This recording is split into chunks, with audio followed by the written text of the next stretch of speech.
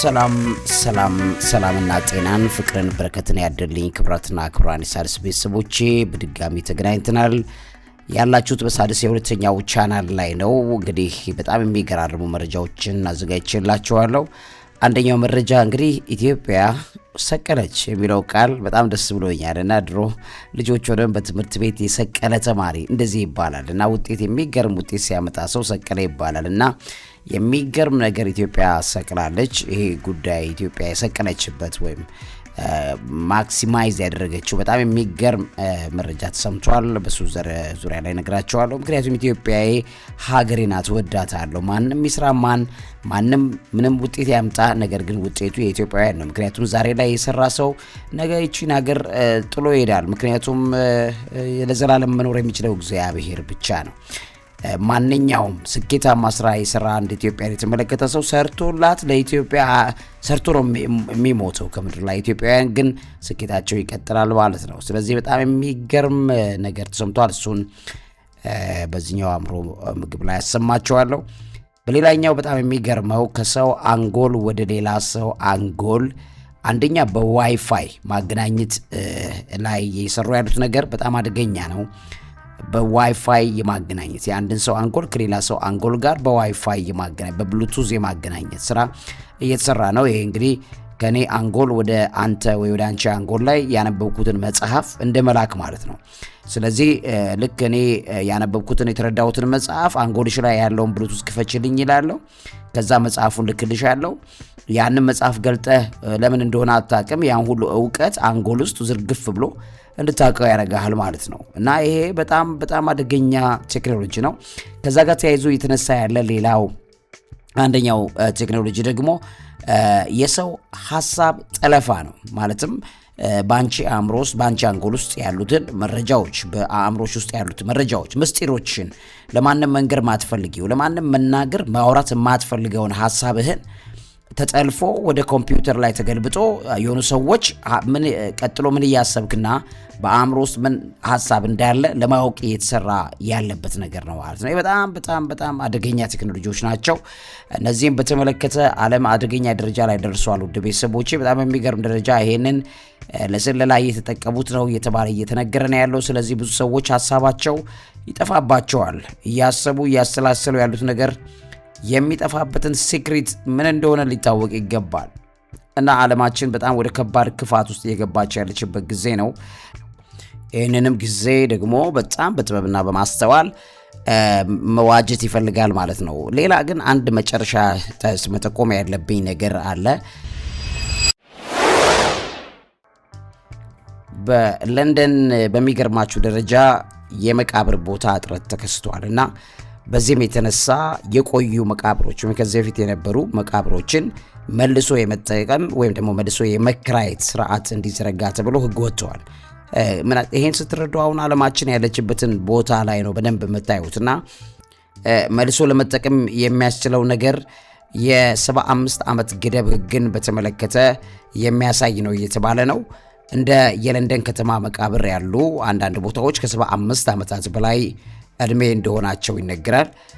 ስለዚህ ጥቅም ላይ ያልዋሉ መቃብሮችን ለሌላ ሰው መልሰው መጠቀም የሚያስችለው 75 ዓመት የሞላቸውን አስክሬኖች በጠቅላላ በማስወገድ መልሰው እነዛን ቦታዎች የማከራየት ስራ የተሰራ ነው። ኦልሞስት ኪራይ ነው ማለት ነው። ያው አስክሬኑ ለ75 ዓመት አንድ ቤተሰብ ይከራየዋል እንደማለት ነው። ከዚህ ጋር ተያይዞ እንግዲህ ቤተሰቦች የመቃብር ቦታው እንዲታደስ የማይፈልጉ ከሆነ የቆዩ መቃብሮችን መልሰው ጥቅም ላይ ማዋል የሚያስችልበትን ጠንከር ያሉ አቋሞችን መንግስት ማሳየት ይፈልጋል ተብሏል። መቃብሩም ከመከራየቱ በፊት ይላል ለ6 ወራት ያክል ማስታወቂያ በማውጣት ቤተሰቦችን የማስገንዘብ ስራ ይሰራል። እንግዲህ ማለትም አስክሬኑን በተመለከተ ቤተሰብ ካለው ወይም ደግሞ በዚህ አስክሬን ሊነሳ ነው ለሌላ ሰዎች ልናከራየው ነው የመቃብር ቦታ። ስለዚህ ከዚህ ጋር የተያያዘ ፍላጎት ወይም መረጃ የምትፈልጉ ወይም ደግሞ የቤተሰባችሁን ቅሪተ አካል መሰብሰብ የምትፈልጉ ሰዎች በሚል ማስታወቂያ ይወጣል ማለት ነው። በዛም ያክል ማስታወቂያ በመውጣቱ ቤተሰቦች የማስገንዘብ ስራ ይሰራል። በተጨማሪም አዲስ አስክሬን ከላይ ሲቀበር የቆየው አካል ሳይነካ ጥልቅ ተደርጎ ያኛው አካል እንዲቀበር ይደረግና እዛ ቦታ ላይ ደርበው ሌላ አስክሬን የማስቀመጥ ሁለተኛው ስትራቴጂ ነው። አንደኛው ግን ምንም አይነት ቤተሰብ ከሌለው ወይም ደግሞ አቤት ባይነት የሌለው ከሆነ ያንን አስክሬን ሙሉ ለሙሉ ተወግዶ ከዛ ቦታው ላይ ሙሉ ለሙሉ ለሌሎች ሰዎች ተላልፎ እንዲሰጥ የሚያደርግ ህግ ነው። ይሄ እንግዲህ የሪሳይክል አጠቃቀም በሚል ነው የተናገሩ ያሉት። እንግዲህ ይሄ ዘዴ የመቃብር ቦታዎች ለዘላለም ጥቅም ላይ እንዲውሉ የሚያስችል ነው ብለው ነው የሚያስቡት። ለዘላለም የሚኖረው ግን እግዚአብሔር ብቻ ነው። ከ2009 ጀምሮ ከ1500 በላይ መቃብሮች ታድሰው በዚህ መልኩ ስራ ላይ አውለነዋቸዋል በሚል ዘጋርዲያን ይዞት በወጣው ጽሁፍ ላይ መረዳት ትችላላችሁ። እንግዲህ የሰው ልጅ የመቃብር ቦታ ወይም ደግሞ የሚቀበርበት ቦታ እጥረት ተከስቶ የሌሎች ከዚህ ቀደም የሞቱ የነበሩ አስክሬኖች ቅሪተ አካላት ወይም ደግሞ አጽሞች ወጥተው ወደ አንድ ቦታ ወይም ደግሞ ሳይወጡ ደግሞ እዛው እንዳሉ በጥልቀት ተቀብሮ መቃብሩ ለሌላ ሰው በኪራይ ነው ባይዘው መቃብር አሁን እየተሰጠ ያለው በእንግሊዝ ሀገር። ስለዚህ በኪራይ መልኩ ይሄን እናረጋለን የሚል ነገር እንዳለበት ያላችሁ እንግዲህ ዓለማችን ሁሉ ጊዜ የምታሰማን ነገር በጣም የሚገራርሙ ነገሮች እንዳሉበት እንድታዩ ነው። ወደ ሌላኛው መረጃዎች አልፋለሁ። እንግዲህ ቀደም ብዬ እንደነገርኳችሁ አንደኛው መረጃዬ ከሰው አንጎል ወደ ሌላ ሰው አንጎል በዋይፋይ በብሉቱዝ መረጃ የማስተላለፍ እንደገና ደግሞ የሰውን ሐሳብ የመጥለፍ ሐሳብ የመቀበዣጀር ነገር የሚፈጠርባቸው ሰዎች ብዙ ናቸው እና ምን እየተከናወነ እንደሆነ ምድራችን ላይ ገና መመራመር ነው ያለብን። ስለዚህ በዚህ ዙሪያ ላይ መረጃ አካፍላችኋለሁ። ከዛ ቀደም ብዬ ግን ግልጽ የሆነ ማካፈላችሁ መረጃ ከኢትዮጵያ ሰቀለች የሚለውን መረጃ በደንብ እንድትረዱት ማስቻል ነው። በሱ ዙሪያ ላይ መጠነኛ ቆይታ አድርግላችኋለሁ። መምህርና ጋዜጠኛ ዐቢይ ይልማ ነኝ። እውቀት ታላቁ እግዚአብሔርን ታከብራለች። እንግዲህ ክቡራትና ክቡራን የሣድስ ቤተሰቦቼ ኢትዮጵያ በምን መልኩ ነው የሰቀለችው የሚለውን ነገር በደንብ ማየት ያስፈልጋል። በ2026 ዓ.ም የዓለም የቱሪዝም ባሮሜትር ወጥቷል።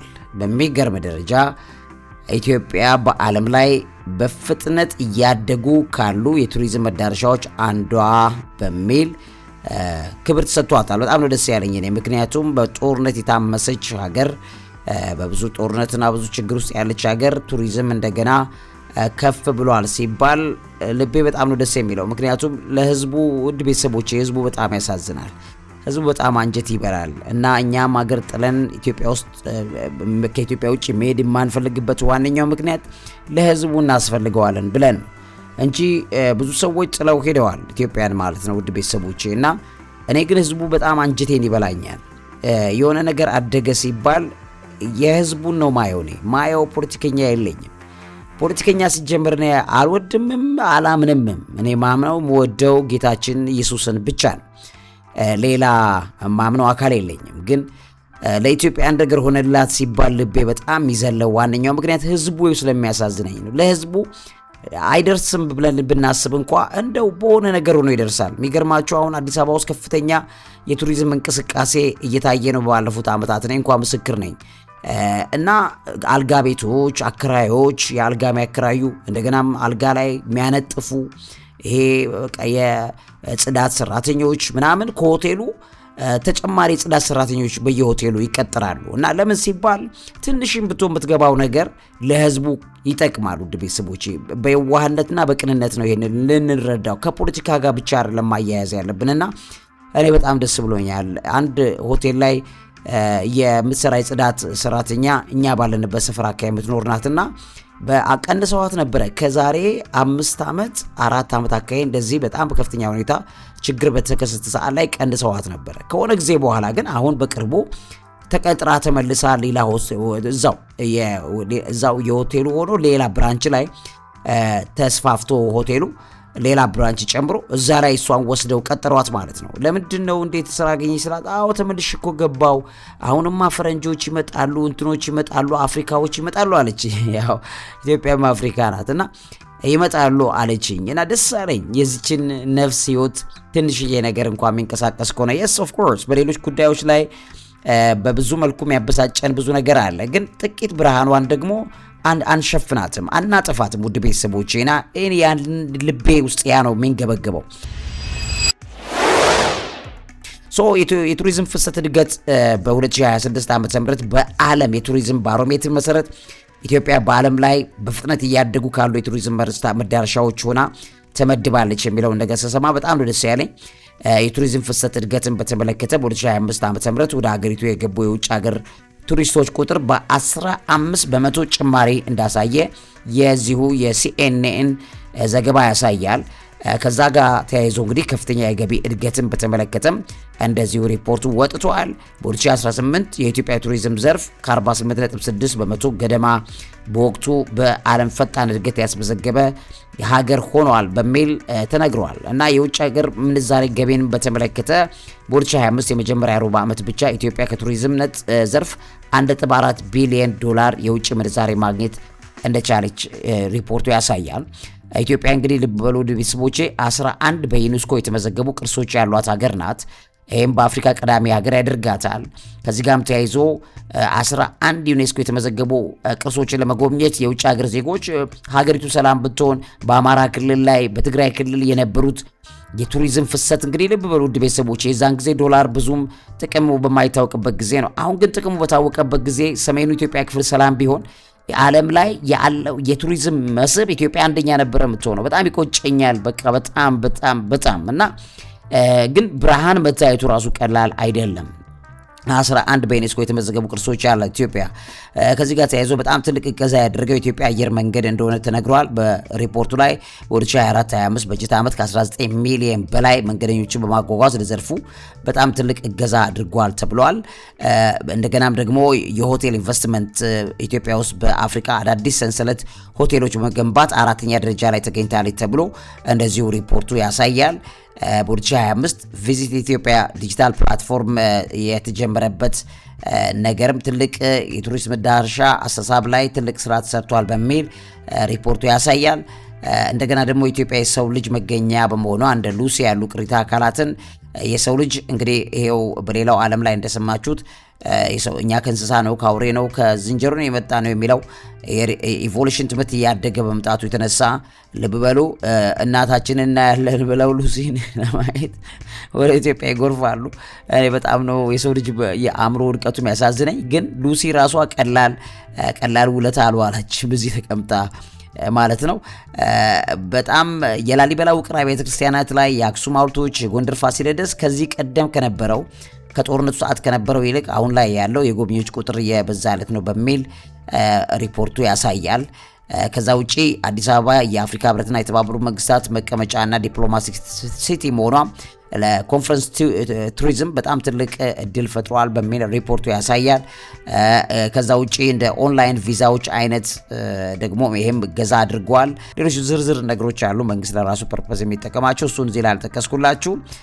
ከዛ ውጪ ግን ኢትዮጵያ እንደ ሀገር እንደ ህዝብ ያላትን መስህብ መሰረት ተደርጎ የመጣውን አቅም በተመለከተ ብነግራችሁ በጣም ደስ ስላለኝ ነው። ኢትዮጵያ ሰቅላለች በከፍተኛ ደረጃ 15 በመቶ ነው እንግዲህ በ2025 አሁን ደግሞ 2026 ይጠበቃል የተሻለ በጣም ብዙ ነጥብ ውጤት ያመጣል ተብሎ ይጠበቃል። እንግዲህ እግዚአብሔር ይርዳን። ቀላል አይደለም።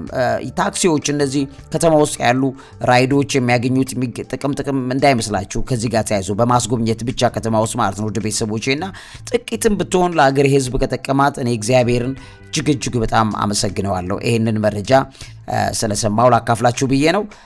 ወደ ሶስተኛው መረጃ ላይ ለፍላችሁ ከአንጎል ወደ አንጎል የሚደረግ የመረጃ ልውውጥ እንደገና የሐሳብ ዘረፋና ንጥቂያን በተመለከተ እየተነገሩ ያሉ መረጃዎች አሉ።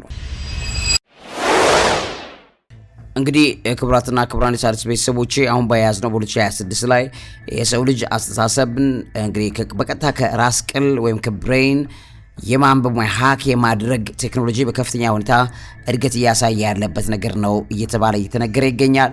ከነዚህ መካከል ብሬን ኮምፒውተር ኢንተርፌረንስ የሚባለው BCI እንደ ኒውራሊንክ ያሉ ተቋማት በአንጎል ውስጥ የሚረጩ ጥቃቅን ሽቦችን የሚቀመጡ ጥቃቅን ሽቦችን ወይ ኤሌክትሮድስ በመጠቀም የአንጎል ኤሌክትሪክ መልእክቶችን ወደ ዲጂታል ትዕዛዝ የሚቀይሩ መሳሪያዎችን በሰው ልጅ ላይ እየሞከሩ ያሉበት ትልቅ ስኬት ላይ ነው ያለ ነው ብለው ነው የሚነግሯችሁ።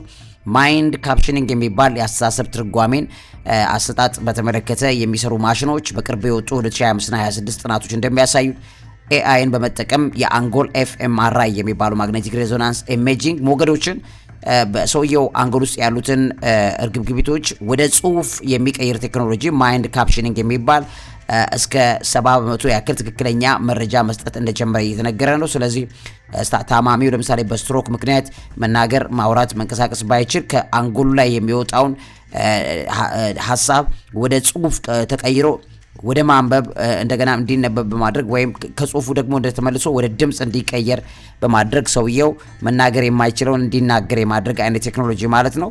ከዛ ውጪ ወደ ኮምፒውተር አስገብቶ ሐሳቡን ሙሉ ለሙሉ መስረቅ ይቻላል። ከዚህ ጋር ተያይዞ ብሬን ጃኪንግ የሚባለው የአንጎል ጠለፋ የሚባለው ነው። ብሬን ጃኪንግ የተባለው ስጋት አለ። በ2026 ጎልቶ የወጣ ነው። ይህም በሕክምና ምክንያት ለምሳሌ በፓርኪንሰን በሽታ የተቀበሩ የአንጎል መሳሪያዎችን በሀከሮች አማካኝነት ተጠልፈው የአንድን ሰው ስሜት ወይም እንቅስቃሴ እንዲቆጣጠሩ የማድረግ አደጋ እንዳለበት እየተነገረ ነው። ሜንታል ፕራይቬሲ ከዚህ ጋር ተያይዞ የተነሳ ያለ ነው። ቴክኖሎጂው የአንድን ሰው ውስጣዊ ፍላጎት፣ ውስጣ ትዝታዎች፣ መረጃዎች፣ የፖለቲካ መረጃ፣ ምስጢራዊ ዶኩመንቶችን ሁሉ የመረዳት አቅም ያለው ይህን አቅም እየያዘ ነው። በ2026 ኒውራል ራይትስ የሚባል የመጣ ይገኛል። ወይም የአስተሳሰብ ግላዊነትን ለመጠበቅ የሚወጡ ህጎች በዓለም አቀፍ ደረጃ ትኩረት አግኝተዋል።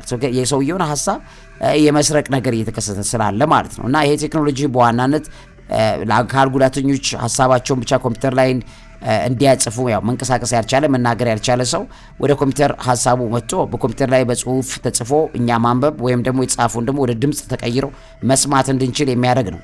ይህም በተመለከተ እንግዲህ በተለይ ብሬን ጃኪንግ የሚባለው በጣም አደገኛ ቴክኖሎጂ እንደሆነ እየተነገረ ይገኛል። እንግዲህ ውድ ቤተሰቦቼ ብሬን ጃኪንግ የሚባለው በሽቦ አልባ መንገድ ከኮምፒውተር ጋር የሚገናኝ የአንጎል ውስጥ ተከላዎች ወይም ብሬን ኢምፕላንትስ ያለበት ነው።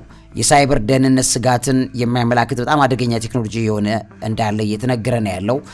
የህክምና መሳሪያው ተጋላጭነቱን በተመለከተ ብሬን ጃኪንግ ስማርት ስልኮች፣ ኮምፒውተሮች ሁሉ የህክምና መሳሪያዎችን ለሳይበር ጥቃት የተጋለጡ እንዲሆኑ እንደሚያደርጋቸው የተነገረ ነው። ጠላፊዎች የተተከሉትን መሳሪያዎች በመጥለፍ የታካሚውን ባህሪ፣ ስሜት፣ እንቅስቃሴ ላይ ተጽዕኖ ሊያሳድሩ ይችላሉ ተብሎ እየተነገረ ይገኛል። በተለይ ለፓርኪንሰን ታማሚዎች ስጋት እንደሆነ እየተነገረ ነው ያለው። ለአብነት ያክል የፓርኪንሰን በሽታ ያለበት ታካሚ የነርቭ ማነቃቂያ መሳሪያ ወይም ኒውሮ ትራንስሚተር ከተለጠፈ ጠላፊው በሚገርማቸው ሁኔታ የታካሚውን ህመም ሊያባብሰው አልፎ ተርፎም ጊዜያዊ አካሉ እንዳይንቀሳቀስ ከዚህ ሆኖ ሊቆጣጠረው እንደሚችል ይነገራል ማለት ነው በቴክኖሎጂው አማካኝነት። ከዛ ውጭ ሳይንቲስቶች የማስታወስ ችሎታን የሚቆጣጠሩ የነርቭ ምልክቶችን ሙሉ ለሙሉ መፍታት ከቻሉ ጠላፊዎች ትዝታዎችን የመስረቅ ሀሳቦችን የመስረቅ ወይም ደግሞ ለመለወጥ የሚያስፈራሩ አርገው ሊጠቀሙበት እንደሚችሉ ማየት ይችላላችሁ። ከዛ ውጪ ጥቃቱ የግል የጤና መረጃዎችን ከመስረቅ ባለፈ ስለ ሰዎች ግለሰባዊ ሚስጥር መረጃዎችን እንደ ባንክ ፒን ቁጥሮች ያሉ ቤተሰቦች እንደ ኮምፒውተር ፒን ቁጥሮች ሁሉ ሳይቀር ያለ ፈቃድ እንዲሰበሰብ፣ እንዲሰረቅ፣ ሀክ እንዲደረግ ሊያደርጉ እንደሚችሉ በዚህ እየተነገረ ይገኛል። የዚህን ጥቃት ዋነኛ አደጋ እንግዲህ በአንድ ሰው አንጎል ላይ ይሄንን ቴክኖሎጂ ጥቅም ላይ በሚውልበት ሰዓት ላይ ሙሉ ለሙሉ ማጣት ወይም ተግባራቱን በጠላፊ ቁጥጥር ስር መሆናቸው ምንም ጥርጥር የለም ማለት ነው ሰዎች። ስለዚህ ብሬንን በቁጥጥር አድርገውታል። ፓስወርዳችሁን ሳይቀር ሁሉ መስረቅና መዝረፍ ይችላሉ ማለት ነው። እንግዲህ የውጭ መንግስታት ሰላዮች ወሳኝ መረጃዎችን ለማግኘት ወይም ሰዎችን ለመቆጣጠር የአንጎል ውስጥ እነዚህን አይነት ስራዎችን ለመጥለፍ ሊሞክሩ የሚችሉበትን ነገር በር እንደከፈተ ያሳያል። ተገቢ ባልሆነ መንገድ የሚደረግ ማነቃቂያ ወይም ደግሞ ስቲሙሌሽን ሊጠቀሙ ይችላሉ። በተለይም የአንጎል ቲሹ ላይ ጉዳት ሊያደርስ ምንም ሊጨምር የሚችል የልብ ምት መዛባትን ጨምሮ ሌሎች ከባድ የጤና ችግሮችን ሊያስከትል የሚችል ነገር ማድረግ ይችላሉ። ቶርቸር ማድረግ ይችላሉ ባሉበት ሆነው። በጣም የሚገርም ነው። በአሁኑ ወቅት እንግዲህ በዓለም ዙሪያ ወደ 80 ሺህ የሚጠጉ ሰዎች የአንጎል ውስጥ ተከላዎችን እንዳለባቸው ይነገራል። ይሄ ቁጥር እየጨመረ በመምጣቱ ተጋላጭነት መጠኑ እየሰፋ እንደሆነ እየተነገረ ይገኛል። የዚህ ቴክኖሎጂ አደጋ የህክምና መሳሪያዎች ደህንነት የታካሚው ደህንነትን ወሳኝ አካል መሆን እንዳለበት አጽንኦት ይሰጣል። የናሽናል ኢንስቲትዩት ኦፍ ሄልዝ የተባለው መረጃ ማዕከል ሲናገር ይሄንን ያስቀምጣል። እንግዲህ ለህክምና በሚል ነው እነዚህን አገልግሎቶች ጥቅም ላይ እየዋሉ ያሉት። ነገር ግን ከዛ አልፈው ለብዙ ስራ ጥቅም ላይ እየዋሉ በመሆናቸው የተነሳ የሰዎች ሀሳብ እየተሰረቀ የሰዎችን ሀሳብ በመጠቀም ሰውየው ሀሳብ ይጠፋበታል። በሚገርማቸው ሁኔታ ምን እያሰበ እንደነበረ ሁሉ አያውቅም። ሳያውቀው ህክምና ተቋም ገብቶ ሲወጣ ቺፕዶ ነው ወይም ተቀብሮ ይወጣበታል። ከዛ የሰውዬ በፍጹም አሁን አንዳንዶች አሉ ይደውሉልናል፣ ይነግሩናል በኤሌክትሪክ ንዝረት እያቃጠሉ ነው፣ ባሉበት ቦታ ላይ ያሰቃዩን ነው የሚል ታርጌት ኢንዲቪጁዋልስ የሚባሉ አሉ ኢትዮጵያ ውስጥ። እነዚህ ሰዎች ባይዘው የዚህ ቴክኖሎጂ መሞከሪያ እንዲሆኑ በተለያየ አጋጣሚ የተቀበረባቸው ሰዎች መሆናቸውን ልናውቅ ይገባል ውድ ቤተሰቦች። እና ይሄ ቴክኖሎጂ አሁን መሬት ላይ ነው ያለው። በሚያሳዝን ደረጃ ግን ይሄንን መቆጣጠር ካልተቻለ ነገ ከነገ ወዲያ የሰዎችን ሳይወድ በግድ አድሰው የእነዚህን ቺፖች እንዲቀበሩ ውስጡ እንዲያስቀምጥ ማድረግ በብሉቱዝ በዋይፋይ ሀሳቡ ሁሉ ሳይቀር ትዝታ ሁሉ ሳይቀር ሃይጃክ የሚደረግበት ሲስተም እየተዘረጋ እንዳለ ልናውቅ ይገባል ማለት ነው ውድ ቤተሰቦች። እነዚህ መረጃ ላካፍላችሁ ብዬ ነው። ለዚህ የአእምሮ ምግብ አዘጋጅና አቅራቢ መምህርና ጋዜጠኛ አብይ ይልማ። እውቀት ታላቁ እግዚአብሔርን ታከብራለች።